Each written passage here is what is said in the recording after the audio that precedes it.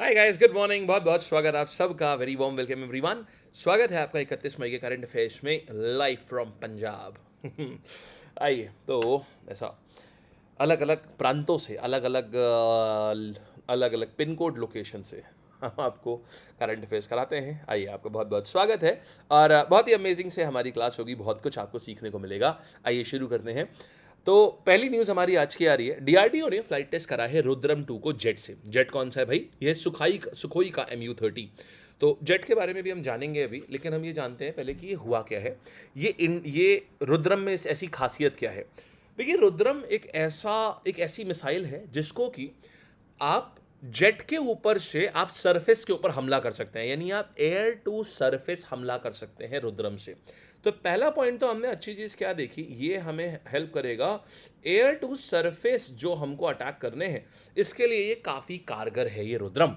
Next thing, air to surface के ऊपर पहली चीज तो ये हुई कि एयर टू सरफेस के ऊपर हमले करने में ये काफी कारगर है ये। दूसरी चीज ये आती है रुद्रम के साथ में कि एयर टू सरफेस तो करेगी, तो क्या सिर्फ ये पहली एयर टू सरफेस मिसाइल है हमारे पास? और भी तो एयर टू सरफेस मिसाइल होंगी। जी हाँ, होंगी। फिर इसमें क्या खासियत है? तो देखिए साहब, इसमें खासियत ये है, ये एक एंटी रेडिएशन मिसाइल है। एंटी रेडिएशन का मतलब क्या होता है? देखिए, जितने भी ऐसे सतह के ऊपर सोर्सेज होंगे जो इलेक्ट्रोमैग्नेटिक रेडिएशंस एमिट कर रहे होंगे। अब ऐसी कौन सी चीजें होती हैं जो इलेक्ट्रोमैग्नेटिक रेडिएशंस एमिट करती हैं? सबसे पहले तो होता है रडार। रडार आप जानते हैं, ये इलेक्ट्रोमैग्नेटिक रेडिएशंस एमिट करता है किसी चीज को ट्रैक करने के लिए। इसके बाद में मिसाइल डिफेंस सिस्टम। तो रडार्स हो गए, मिसाइल डिफेंस सिस्टम्स हो गए, ये सब यूज करते हैं, इलेक्ट्रोमैग्नेटिक रेडिएशंस को एमिट करते हैं। तो ये मिसाइल जो है रुद्रम 2, ये सक्सेसफुली कहीं से भी आप इसको फायर कर सकते हैं। किसके ऊपर? आप ऐसे रडार, दुश्मन के रडार के ऊपर आप सीधे, ये ऑटोमेटिकली डिटेक्ट कर लेगी दुश्मन का रडार, और जहां पर भी वो दुश्मन का रडार होगा, ये जा करके उसको काबूम, उसको जाकर के ब्लास्ट कर देगी। जाकर के जैसे ही ऐसा होगा, दुश्मन टेक्निकली ब्लाइंड हो चुका होगा, मतलब अब दुश्मन को कुछ नहीं दिख रहा है, क्योंकि रडार्स ही होते हैं जो स्पेस में या हवा में दुश्मन की आंखें होती हैं, और रडार को ही हमने ब्लास्ट कर दिया, रडार को ही उड़ा दिया, तो दुश्मन अब अंधा हो चुका है, दुश्मन को दिखेगा ही नहीं। अब दुश्मन के ऊपर हम कहीं से भी अटैक कर सकते हैं। तो ये हमारे भारत ने, हमने इस तकनीक को इजाद कर लिया है, ये बना लिया है। इसका नाम है रुद्रम 2। और अब बात करते हैं, देखिए इसको, ये है Rudram 2, indigenously developed solid propellant air launched missile for air to surface role. अच्छा, ये एक इंडिजिनस रेडिएशन मिसाइल है, माने हमारी पहली खुद की बनाई हुई रेडिएशन मिसाइल है। रेडिएशन क्या होता है मैंने आपको बताया अभी अभी। अच्छा, आप देखिए, ये सुखोई से इसको लॉन्च कर रहे हैं। ये देखिए, आप नीचे देख रहे होंगे। सो ये रहा, ये जो है, ये आपकी मिसाइल सिस्टम है, ये रुद्रम है। ये अभी अलग हो रहा है यहाँ से, अब जाकर के सीधे ये अटैक करेगा। तो अभी क्या हुआ है, सुखोई की बात करें अगर, तो सुखोई की क्या खासियत है? देखिए, सुखोई ना आपकी दिख रहा है, twin seater, multi role, long range fighter, bomber, aircraft superiority, सब क्या होता है समझना। देखिए, पहला वर्ड आपने यहां पर देखा, ट्विन सीटर। सुखोई 30 जो है, पहले तो हम नाम पे आते हैं, सुखोई क्या है। सुखोई एक रशियन कंपनी का नाम है। जैसे आपने बोइंग का नाम सुना है, बोइंग 747, तो बोइंग क्या है? बोइंग एक एयरक्राफ्ट बनाने वाली कंपनी का नाम है। तो इसी प्रकार से, जैसे हम लोग बोलते हैं टोयोटा इनोवा, तो इनोवा गाड़ी है, बट बनाने वाली का नाम क्या है? टोयोटा। इसी प्रकार से सुखोई एक रशियन कंपनी का नाम है जो कि एयरप्लेन्स बनाती है, फाइटर प्लेन्स बनाती है। तो ये हो गई सुखोई। मतलब हमने कहां से खरीदा होगा? ये हमने रशिया से खरीदा होगा। हालांकि हमने खरीदा नहीं है, सुखोई ने हमको पूरी टेक्नोलॉजी दी है और हमें लाइसेंस इशू किया है, एचएएल को, हिंदुस्तान एरोनॉटिक्स लिमिटेड को सुखोई ने लाइसेंस इशू किया है, और एचएएल इसी हिसाब से, इसी के तहत ये अपने जो इस सुखोई को मैन्युफैक्चर करती है। अच्छा, अभी क्या है, अब देखिएगा, ट्विन सीटर का मतलब क्या होता है? ट्विन सीटर मतलब ये होता है कि एक तो साहब इसमें पायलट बैठेगा।